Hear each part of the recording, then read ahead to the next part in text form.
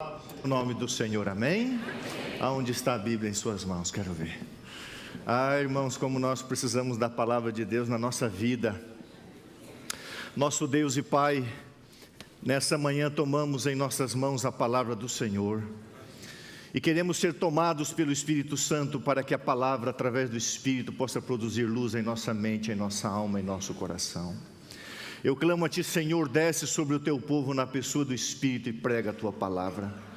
A pregação é a atuação de Deus, a pregação é a interpretação do Espírito, mandando a mensagem direto às necessidades pessoais.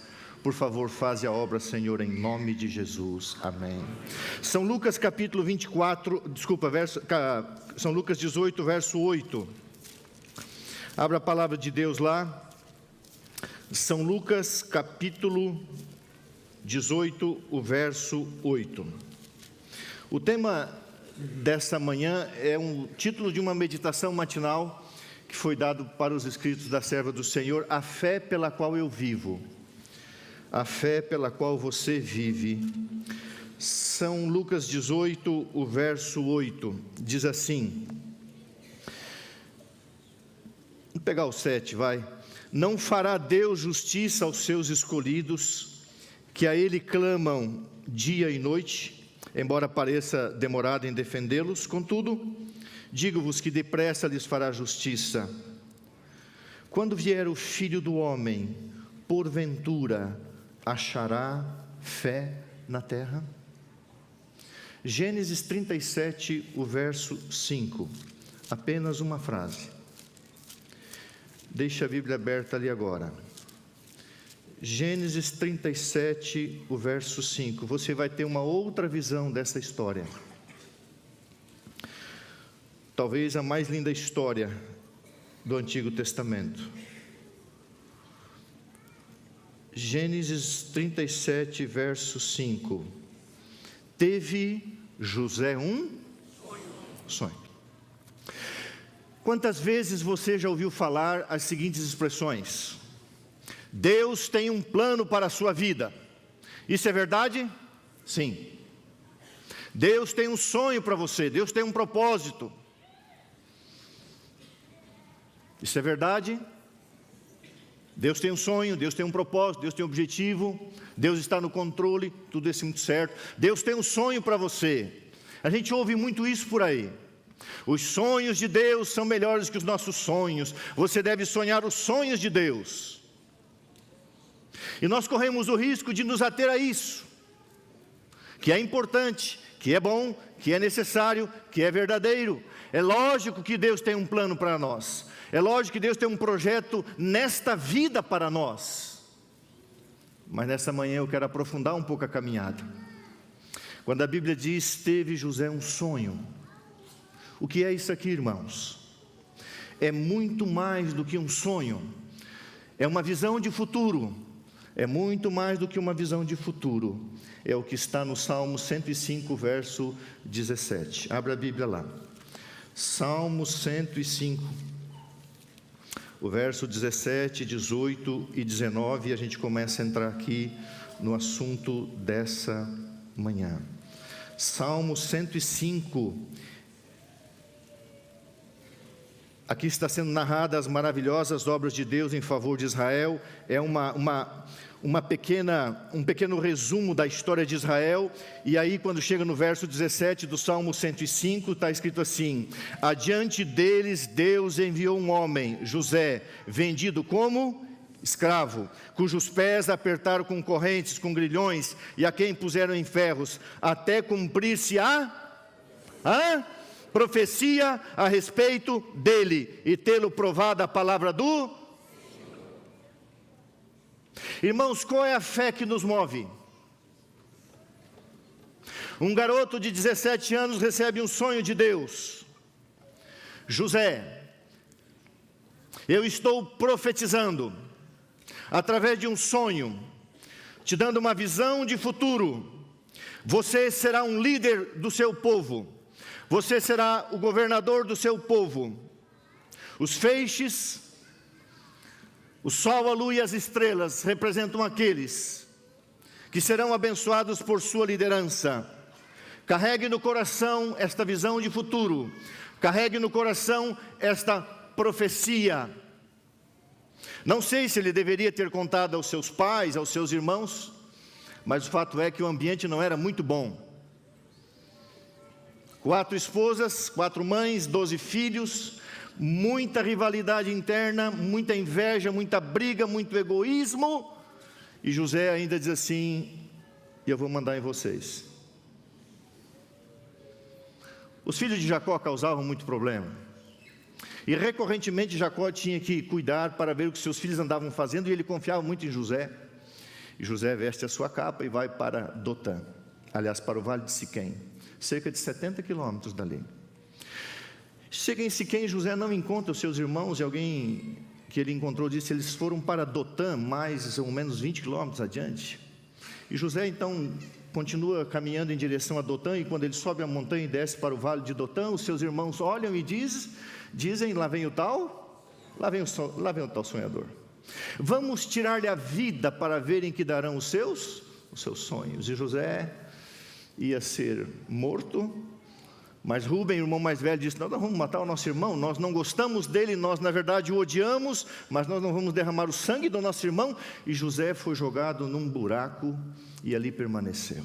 Primeira lição: irmãos, o que move a nossa vida, o que move a nossa fé?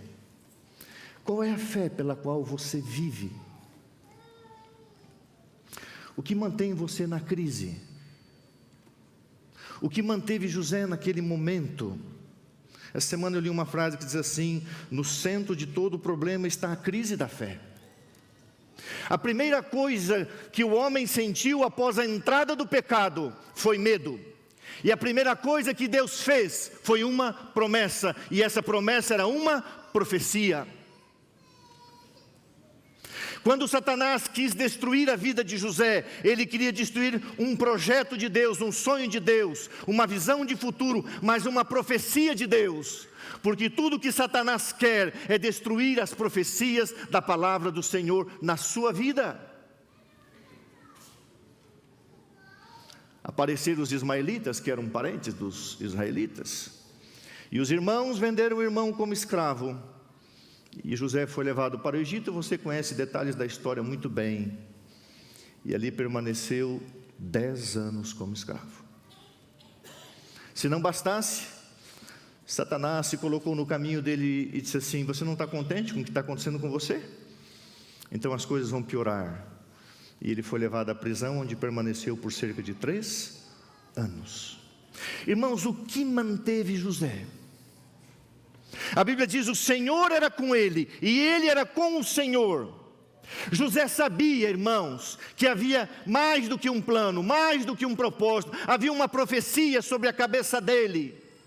Agora, se coloque no lugar daquele moço, numa terra estranha, escravizado, depois injustamente aprisionado. Senhor, como que eu serei um governante se eu me tornei um escravo? Como que eu serei um líder do meu povo se eu me tornei um prisioneiro? E ele esperava e confiava. Irmãos queridos, quando você olha para a Bíblia, para a palavra do Senhor, você entende que homens e mulheres, em meio às lutas e tragédias que passaram, que sobreviveram, que avançaram, eles carregavam no seu coração uma certeza, promessas e sobretudo profecias da palavra de Deus. Quando o apóstolo Paulo foi impactado ao cair no solo ali na estrada de Damasco e se encontrar com Jesus, ele carregou aquela impressão indelével na sua vida, e para ele não importava o que viria pela frente, porque ele carregava aquela visão de que ele seria um servo de Deus, e no final ele estaria com Jesus Cristo para a glória celestial. A profecia o sustentou. Jacó, no pior momento da sua dor, ele disse: eu sei que o meu Redentor vive, a minha carne, a minha pele, os meus olhos, eu verei a Deus, eu creio nele, algo me sustenta. Abraão, vai Abraão, de ti farei uma grande nação, uma profecia, viveu pela profecia. Pedro Pedro, você um dia morrerá sob uma cruz, você estenderá as mãos e outros te cingirão. Pedro viveu por uma profecia. A Bíblia diz que Timóteo viveu por uma profecia sobre ele. Moisés, você levará o meu povo do Egito para Canaã, viveu por uma profecia. Irmãos, qual é a fé que nos move? Nós vivemos por uma profecia: Jesus vai voltar. Aconteça o que acontecer, as tribulações, as crises, os problemas, nós temos uma profecia. Sabe, irmãos, é muito mais fácil você dizer, quando você tem problema, quando você tem dificuldade: não, Deus tem um plano para você, em tudo Deus tem um propósito, todas as coisas cooperam para o bem, ok. Mas parece que isso tudo não resolve quando nós assistimos aqui e chega um momento da perda, um momento de uma dor maior. E aí acabam-se os planos de Deus, acabam-se os propósitos de Deus. Tem Deus plano numa morte assim, de pais que morrem acidentados em cima de uma moto batendo num poste? Que propósito Deus tem nisso? Se não for a gente olhar além de um propósito humano, além de um plano, além de um sonho para este mundo, olhar para a profecia, quer vivamos ou morramos, somos do Senhor. Existe uma profecia que impulsiona a nossa vida, irmãos, no meio da crise, no meio das lutas, no meio das dificuldades. Satanás quis destruir José para destruir a profecia de Deus, mas jamais Satanás destruirá as profecias do Senhor. O Cristo prometido pela profecia nasceu, o Cristo que viveu pela profecia, o Cristo que morreu pela profecia, o Cristo que ressuscitou pela profecia, o Cristo que intercede pela profecia, é o Cristo que voltará pela profecia. Essa é a fé pela qual nós vivemos. Eu gosto, irmãos, quando a Bíblia particulariza a profecia. Por causa do tempo eu não vou abrir aqui, mas Paulo diz assim para Timóteo: Timóteo, existe uma profecia sobre a tua cabeça, você é objeto de uma profecia de Deus.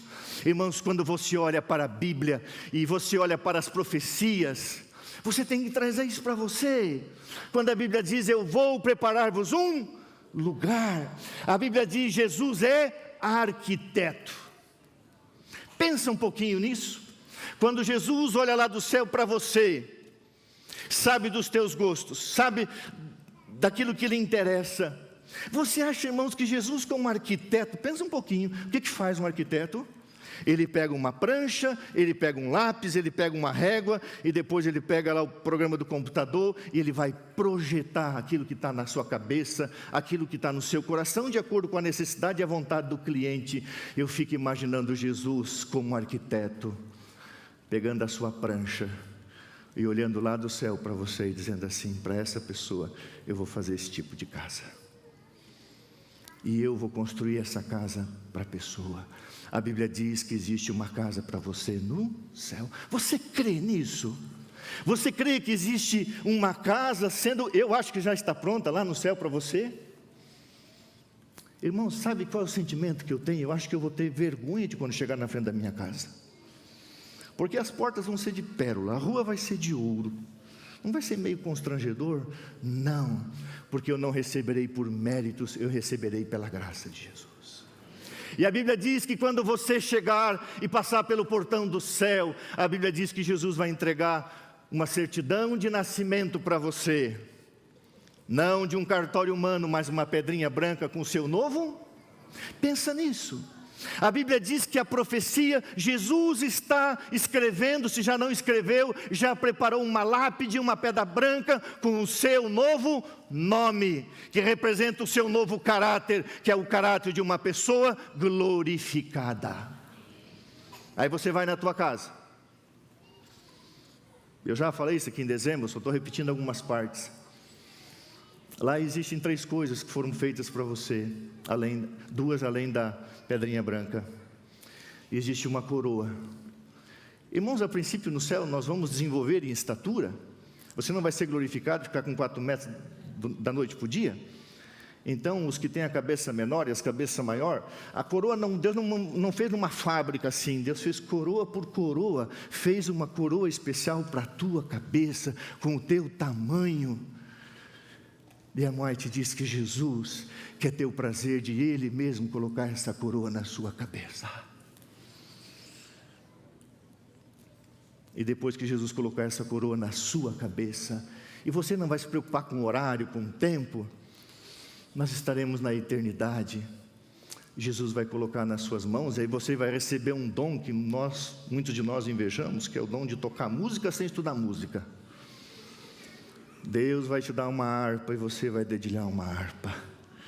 E aí Deus vai dizer: vamos todo mundo para o naspe de cristal de vidro.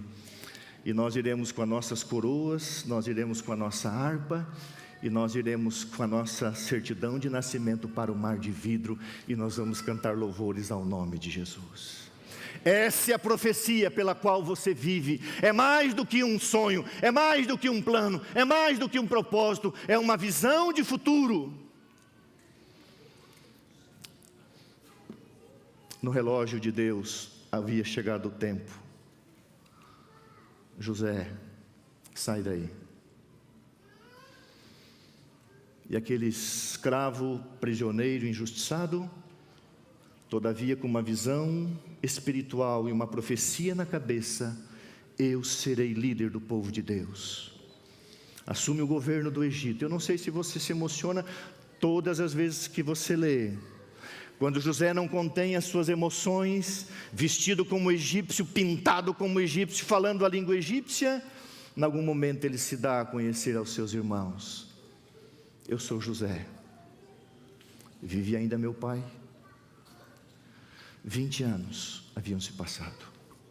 Aqui, irmãos, há uma lição que nós temos que aprender. A profecia de Deus também diz: no mundo vocês terão aflições, mas não desistam, tenham bom ânimo, no final vocês vencerão. 20 anos. Irmãos, quanto tempo estamos esperando a volta de Jesus? Quanto tempo vai demorar para a profecia se cumprir?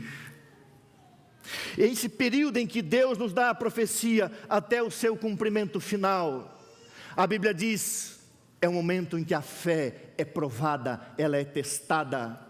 Assim foi com Abraão, assim foi com Paulo. Deus não simplesmente dá uma promessa, uma profecia, diz assim: vai correr tudo bem. No transcurso entre a promessa e a realização, tereis aflições, mas tem de bom ânimo, porque as coisas de Deus, irmãos, normalmente sempre acontecem no final. 20 anos, injustiçado, traído, vendido, escravizado, aprisionado. E aí vem a coisa, talvez uma das coisas mais difíceis, pelo menos para a minha natureza: esperar no Senhor, esperar em Deus. Eu nasci e me criei numa família adventista. Eu tinha um avô que tinha muitas posses, 12 filhos. Um filho tivesse guardado a sua herança total até hoje, teria mais ou menos uns 8 milhões de reais em bens. Então eu tinha um avô que tinha pelo menos uns 80, 90 milhões de reais em bens. Eu sou filho de um pai que tem 8 filhos, meu querido pai. Mas eu queria ser rico como meu avô. Eu achava que negócio de igreja, religião, Bíblia, não ia dar certo. Porque na minha cabeça ali, na fazenda, na roça, no mato, com os meus irmãos, vendo ali a luta do pai, com os caminhões, com a madeira, com o gado, com os cavalos, eu falei: esse negócio de ficar rico assim, só trabalhando aqui nesse negócio não vai dar certo. Tem que ir para fora, tem que ir para longe, tem que fazer negócio, tem que mentir, tem que enganar, tem que ludibriar. E eu me afastei da igreja, me afastei de Deus. Havia me batizado com 12 anos. Entrei no exército, tentei ser militar, não deu certo. Entrei na Universidade Federal de Santa Catarina em 1986. Entrei no banco, ia fazer carreira na área financeira. Meu pai vendeu uma parte da propriedade, alguns bens, me deu um apartamento. Com 19 anos eu tinha o meu apartamento em Florianópolis. Morava sozinho, trabalhava num banco, fazia Universidade Federal. Falei: que legal. Gostava de coisas de ouro, então já tinha correntinha de ouro, relógio de ouro, Ray-Ban, daqueles Ray-Ban antigos, aviador original. Eu era chique. estava estudando para concursos públicos. E Deus, na sua misericórdia, no mês de abril de 1986, mandou uma bactéria no meu organismo. Uma bactéria. Eu tinha Unimed, irmãos, em 1986. Unimed. Eu era chique. Eu fui promovido no banco, a encarregado de setor.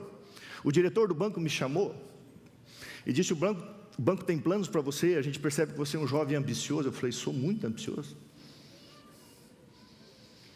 Mas no mês de abril de 1986, Deus mandou uma bactéria e eu fui no melhor médico, na Beira-Mar Norte, em Florianópolis. Quem conhece Florianópolis? A Beira-Mar Norte, um lugar lindíssimo, uma clínica na frente da Beira-Mar Norte. O que eu ia ter medo? O médico falou: tome esse antibiótico aqui, tudo certo. Eu tomo antibiótico, não sai a bactéria. Eu tomo outro antibiótico. E para resumir a história, irmãos, naquele mês de abril até outubro eu tomei 9 tipos de antibiótico. E o médico começou a ficar preocupado. Uma sexta-feira à tarde, eu fui àquela clínica. E aquele médico, eu lembro bem o nome dele, mas por uma questão de respeito não vou citar, ele disse assim: jovem, você já ouviu falar em doença psicossomática? Eu falei: não. Ele falou: você está com um bloqueio emocional. Ele começou leve, né? Irmãos, em 1986, quando o médico diz para você ir num psiquiatra, é porque você estava louco. Certo, doutor Mauro? Onde é que está o Mauro? Você é psiquiatra, né? Há 40 anos atrás você estava louco. Você precisa de um psiquiatra. Você tem algum bloqueio emocional. E aí, eu fiquei preocupado e eu olhei bem para a face daquele médico e ele falou assim: você precisa de um psicólogo. Irmãos, tão certo como hoje é sábado, o Espírito Santo traduziu as palavras no meu coração e disse assim: você precisa de Jesus. Eu peguei os exames que eu fazia rotineiramente, rasguei, joguei no lixo, saí daquela clínica, atravessei a Beira-Mar Norte, me ajoelhei na areia, desesperado. Sabe, não dá para explicar o que é a conversão.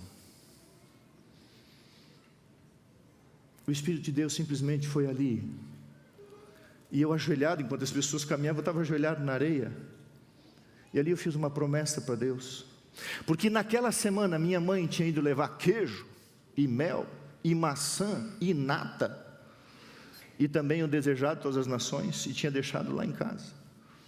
E nos desesperos da minha vida, na minha tristeza, eu não entendia por quê, porque eu não podia mais beber por causa do remédio, eu não podia mais fazer as coisas erradas, porque eu tinha que cuidar da minha saúde, eu ainda fumava, graças a Deus nunca usei droga, mas a minha vida estava uma droga, e tudo que eu queria eu tinha, eu morava sozinho, eu tinha meu imóvel, eu tinha a Universidade Federal, eu tinha lutado para entrar lá, e de repente nada mais fazia sentido. E eu então caí de joelhos e fiz uma oração: se o Senhor tirar essa angústia, eu usei essa expressão, eu prometo ao Senhor que eu serei um missionário. Irmãos, eu me levantei daquela oração e eu creio que por Deus meus olhos foram dirigidos para um lugar que eu amo. A 150 quilômetros dali existe um pequeno lugar chamado Bom Retiro, nas montanhas de Santa Catarina. Lá eu me criei. E olhei para aquelas montanhas, e justamente o sol estava se pondo. E eu me lembrei da minha mãe, aonde toda sexta-feira à tarde a gente cantava o hino: lento e calmo foge o dia, és bem-vindo, santo dia do Senhor. E pela primeira vez na minha vida consciente, eu tive vontade de guardar o sábado, e eu guardei o primeiro sábado de todo o meu coração. Eu tinha lutado muito para entrar na Federal. Eu fui na Federal e mandei cancelar o meu curso. Os meus colegas disseram assim: você está louco? Tranca, não cancela. Eu falei: eu vou cancelar, porque eu nunca mais piso, tranca que você vai se arrepender. Eu falei, não vou me arrepender, eu vou ser um pastor. Assim, ficou louco. Eu falei, fiquei. O diretor do banco me chamou e falou assim, Gilson, é verdade que você vai vender livro religioso de casa em casa? Eu falei, o nome é colportor. Aquele que carrega uma sacola com um livro religioso. Só falei isso para ele. Você ficou louco? Eu falei, fiquei. Irmãos, tem muitos detalhes. Eu fui à fazenda contar para o meu pai. Não fui bem recebido. Eu peguei a chave daquele pequeno apartamento, chamei a minha irmã mais nova, dei para ela. Vendi todas as coisas de ouro que eu gostava, peguei a rescisão do banco. Dei todo o dinheiro que eu pude fazer para a igreja. Tudo. Peguei um colchonete e fui para Tubarão. Desempregado, sem amigos, sem o apoio da família, de ninguém. Cheguei lá, estava uma equipe de comportores. Quando eu cheguei era perto do almoço. Eu nunca esqueço o almoço da nossa querida, amada irmã Terezinha. Arroz, feijão, salada de repolho e ovo frito. Eu comportei de junho de 87 até fevereiro. Foi o ano mais feliz da minha vida. Porque Deus colocou no meu coração um sonho, uma profecia, de que eu o serviria até o fim de meus dias, e por sua graça, eu estaria com Ele na eternidade. Aqui eu pisei, nesse colégio, e não tenho vergonha de falar, não passei no vestibular. Fiquei como excedente. Pastor Wilson Android, santo homem de Deus, era o diretor do SALT. A Márcia, uma santa mulher de Deus, era a secretária. Falou assim, faz pedagogia 6 meses, depois você começa teologia. Eu falei, eu vim para ser um pastor, você me põe nesse negócio, eu vou embora comportar. Falei para a Márcia. Ela foi no Dr. Wilson Android e falou assim, tem um rapaz aí do sul que ou faz teologia ou vai embora. Mas ele ficou como excedente. Eu falei, mas é um excedentezinho. E eu entrei.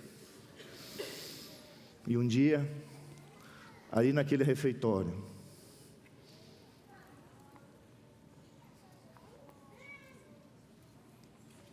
desculpa, Marcão, fica em pé para a igreja reconhecer você. Fica aí, eu sei que você ia passar vergonha comigo, então senta aí agora. Marcilei, me perdoe. Chega esse garoto paulistano, comedor de hambúrguer, batata frita e Coca-Cola, e disse assim, meu, eu quero ir comportar. E nós fomos para Passo Fundo, né, Marco? Lá em Passo Fundo, até hoje eu tenho a meditação, e eu nem sabia que ia encontrar ele aqui, quero dar um beijo dele depois. Lá em Passo Fundo, o Espírito Santo transformou o coração do Marcos.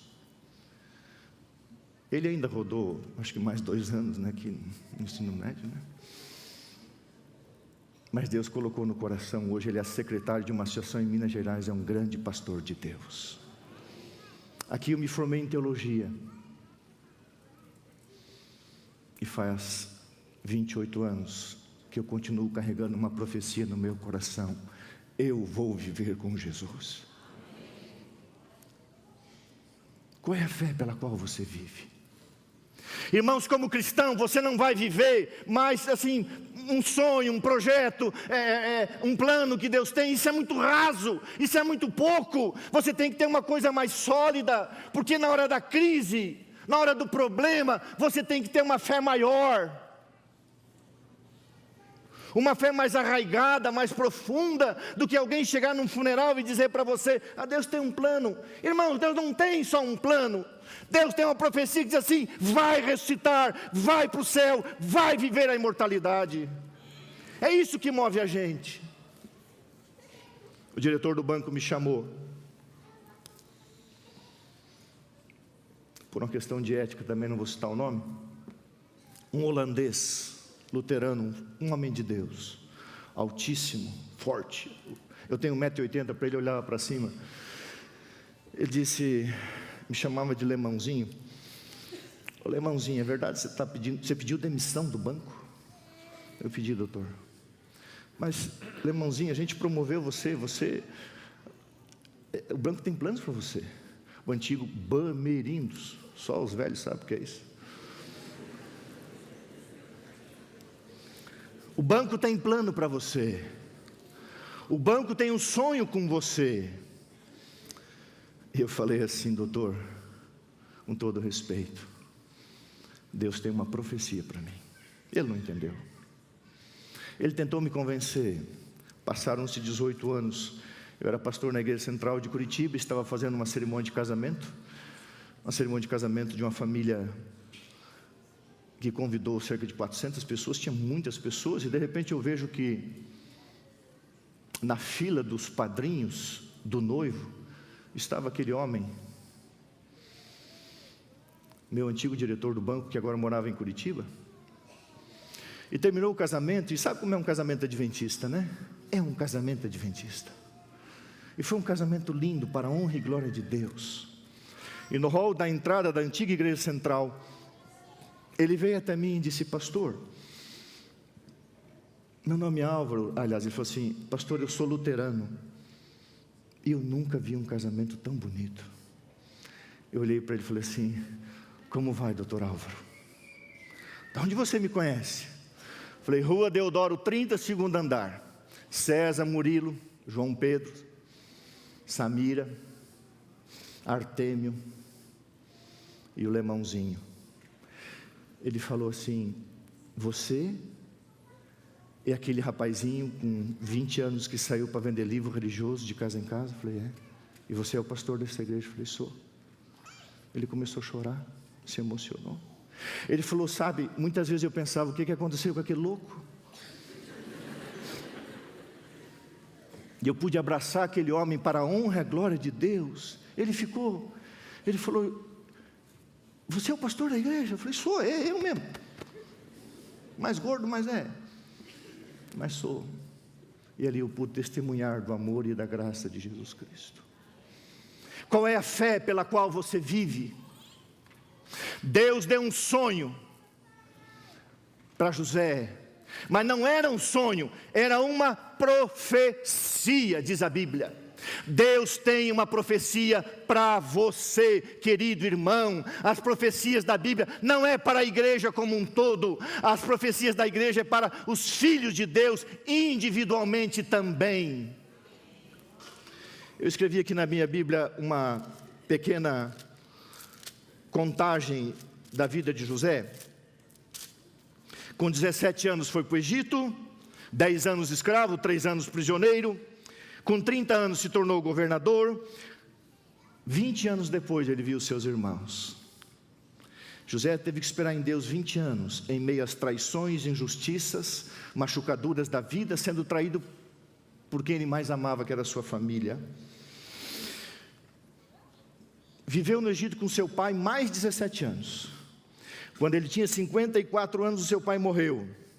A Bíblia diz que ele foi governador do Egito 73 anos, viveu no Egito 93 anos e morreu no Egito com 110 anos. E antes de morrer ele disse assim, tire os meus ossos daqui, eu estive no Egito, mas eu sou de Canaã. Eu sou de Canaã. Tire os meus ossos daqui quando o povo de Deus sair, porque José tinha consciência da profecia de Deus.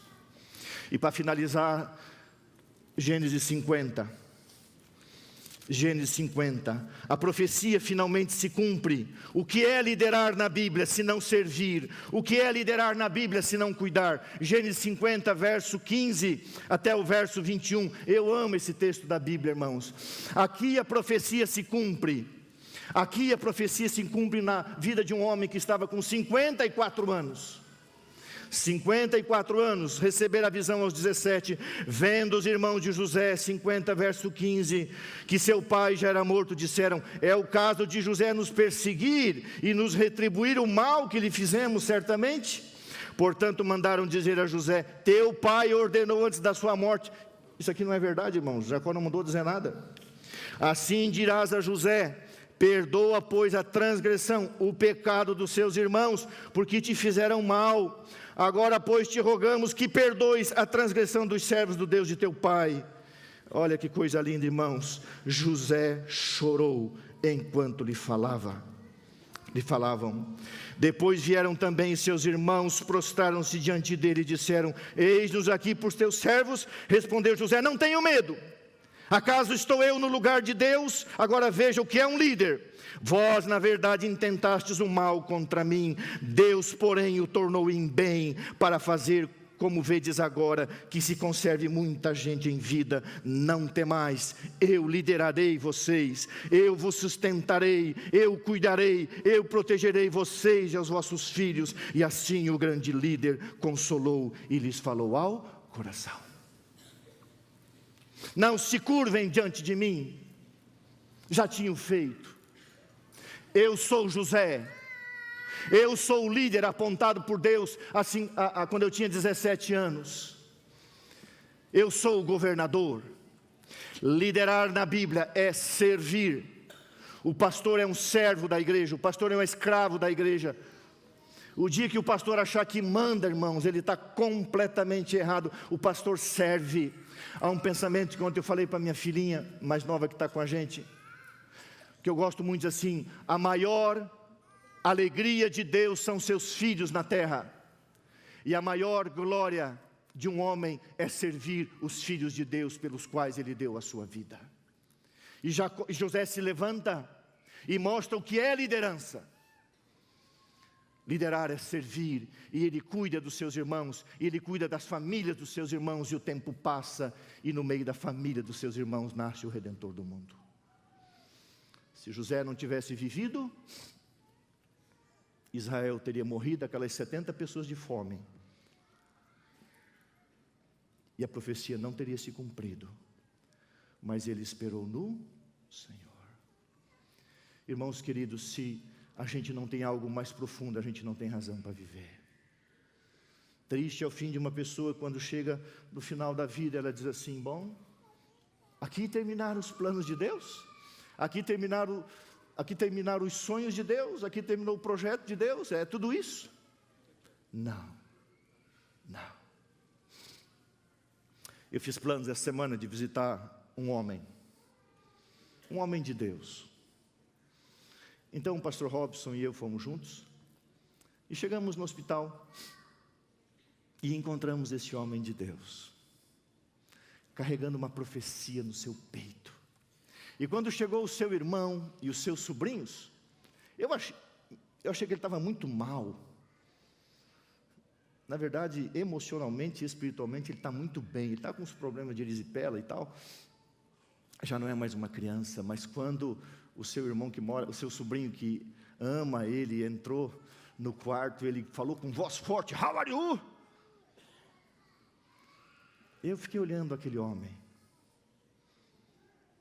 e fiquei pensando: o que move um homem a estar doente no hospital adventista? E existe uma fé pela qual ele vive, e essa fé é o que ele vai falar para você, que eu pedi para ele falar. Coloca aí, Alessandro, presta atenção. Em 1942, novembro, eu fui batizado como membro dessa igreja pelo meu pai. E desde então, a minha vida tem estado nas mãos de Deus.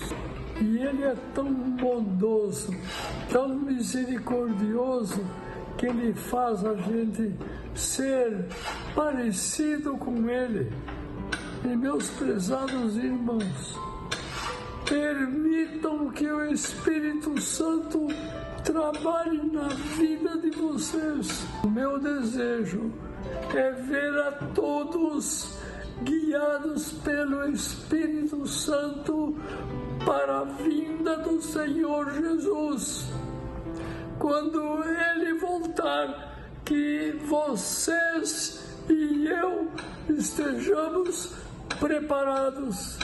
Que Deus abençoe a todos vocês que têm orado por mim. Muito obrigado. Pastor Flávio Garcia. Do que esse homem está falando? De uma profecia. Porque quem anda com Jesus pode estar nos piores momentos ou quem sabe no momento final.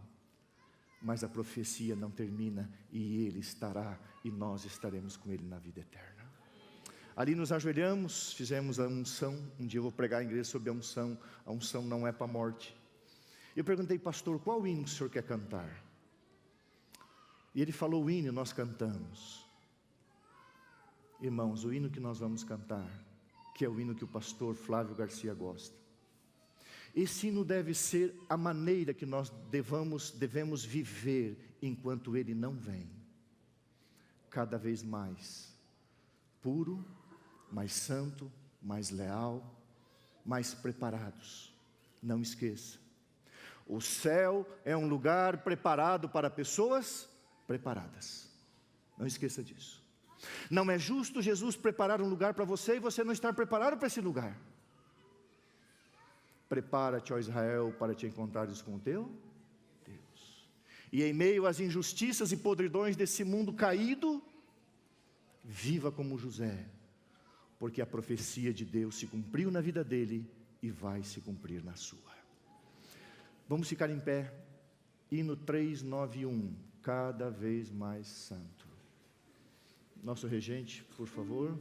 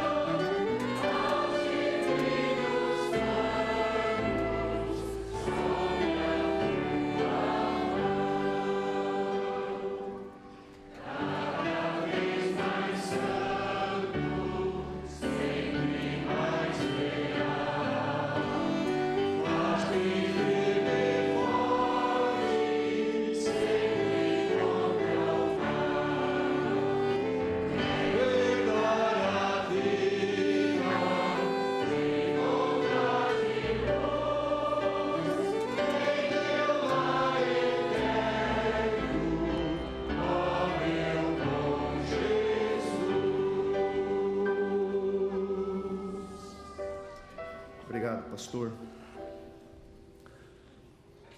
quando me assentei à frente do pastor Flávio, com aquela voz rouca, mas firme, ele disse: pastor, fazia muito tempo que eu pedia para terminar os cultos com hino. Que bom que o senhor está terminando com hino. Eu falei: então nós vamos terminar com o seu hino. Eu quero que isso chegue para ele. Enquanto aquele homem cantava, irmãos, e as lágrimas corriam da face dele, eu olhava para dentro daquele homem e via uma fé amparada numa profecia. Ele viverá eternamente com Jesus. Enquanto isso, mais paciente, mais resignação, mais bondade, mais pureza, mais santidade, como diz a irmã White antes de falecer, mais de Deus, mais de Deus, mais de Deus. Senhor, obrigado por tua palavra. As narrativas da Bíblia têm um propósito maior do que o simples encorajamento para essa vida. As narrativas da Bíblia são histórias proféticas que se repetem na vida do teu povo. Quando passamos por injustiças, traições como José, mas nós esperamos confiantes no Senhor. E não importa o que aconteça, Senhor, desde que estejamos juntos. E também não importa o que aconteça se nós não estivermos juntos, porque daí é um caos. Todos os teus filhos e filhas que receberam no coração a palavra profética de Deus, viveram através daquela visão de futuro. E a palavra de Deus diz em Hebreus que eles estão aguardando o cumprimento final, porque juntos nós herdaremos todas as promessas de Deus e veremos o cumprimento de todas as profecias de Deus. Aonde estiver José, lá estaremos nós. Aonde estiver Abraão, Isaque e Jacó, lá estaremos nós. Aonde estiver Paulo e Pedro, lá estaremos nós. Lá onde estiver Maria Madalena e a mãe de Jesus, estaremos nós. Aonde está o Senhor Jesus, nós estaremos por sua graça, por sua misericórdia, porque Ele prometeu e Ele não falhará. Obrigado por tua palavra. Por favor, afasta de nós o que nos afasta de Ti. Tira de nós o que não Te pertence, Senhor. Queremos mais de Deus. Envelhecermos, se necessário for, nesse mundo, mais consagrados, mais puros e mais santos, mais cheios de fé. Queremos viver pela fé que o céu nos deu, em Jesus e na palavra de Jesus. Sobre o Teu rebanho a paz e o Espírito Santo, em nome de Jesus. Amém.